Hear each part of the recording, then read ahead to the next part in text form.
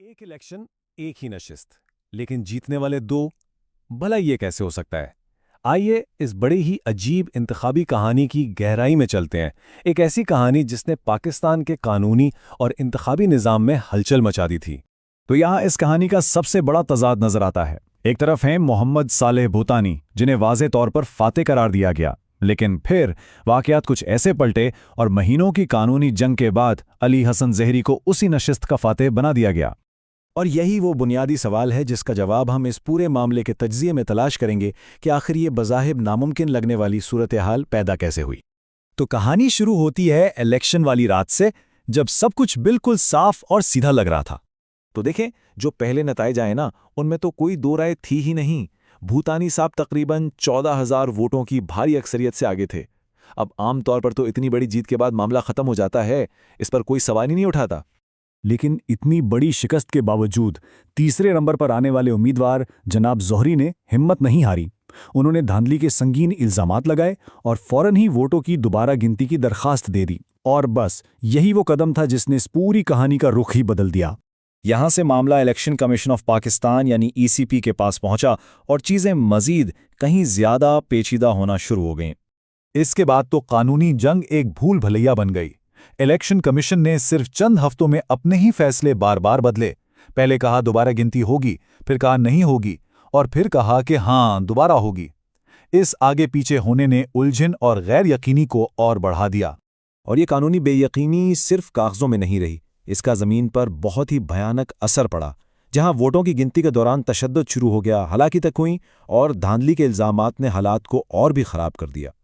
इस सारी अफरा तफरी के बाद जो नतीजा निकला वो सबको हैरान कर देने वाला था। इस टेबल में साफ नजर आ रहा है कि भूतानी के वोट तकरीबन आधे हो गए, जबकि ज़ेरी के वोटों में ड्रामाई तौर पर इजाफा हुआ। एक नया फाते तो सामने आ गया था, लेकिन असल तनाज़ो तो अभी शुरू हुआ था। जब नताइज भी मुतज़ाद थे और कानूनी अहकामात भी, तो ये मामला आखिरकार मुल्क की सबसे बड़ी अदालत सुप्रीम कोर्ट तक जा पहुंचा। यहाँ सुप्रीम कोर्ट ने एक बहुत ही गैर मामूली फैसला किया। किसी एक को फाते करार देने के बजाय अदालत ने दोनों पार्टियों की रजामंदी से दोबारा गिनती से जुड़ी तमाम पिछली कार्रवाइयों को ही कॉलअदम कर दिया। कानूनी ज़बान में तमाम कार्रवाइयों को कालअदम करार देने का मतलब ये था कि पहले इलेक्शन के बाद दिया गया हर हुक्म, हर दोबारा गिनती और उससे निकला हर नतीजा, सब कुछ कानूनी तौर पर मिटा दिया गया था। यूं समझे कि जैसे वो सब कुछ कभी हुआ ही नहीं था। हिदायत बिल्कुल साफ और सीधी थी। जो दोबारा गिनती और उसके नताइज अब कालअदम हो चुके हैं, उनसे बिल्कुल भी मुतासर हुए बगैर एक मुकम्मल तौर पर नया और गैर जानिबदाराना फैसला किया जाए। सुप्रीम कोर्ट का हुक्म तो वाज़े था, सब कुछ नए सिरे से हो। लेकिन क्या इलेक्शन कमीशन ने इस पर अमल किया? यही इस कहानी का सबसे मुतनाज़ा हिस्सा है। एक हैरानकुन मोड़ में इलेक्शन कमीशन ने सुप्रीम कोर्ट के हुक्म की रूह को नज़रअंदाज कर दिया।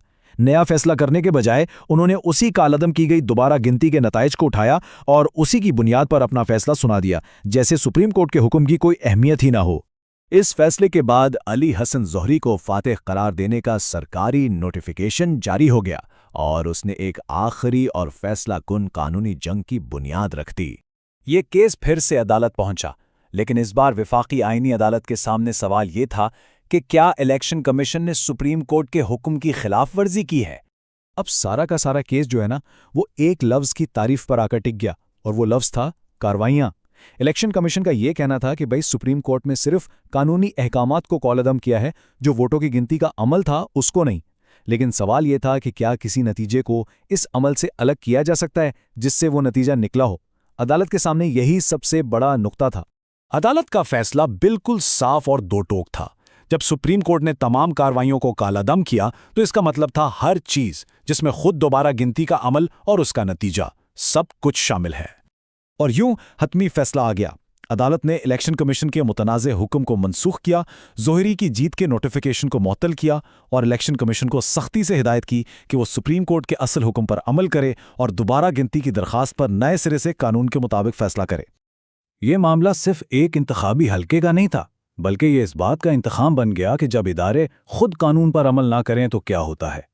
और ये हमें एक बहुत अहम सवाल पर सोचने पर मजबूर करता है कि जब इंसाफ की हिफाजत करने वाले ही रास्ते से हट जाएं, तो फिर एहतसाब कौन करेगा।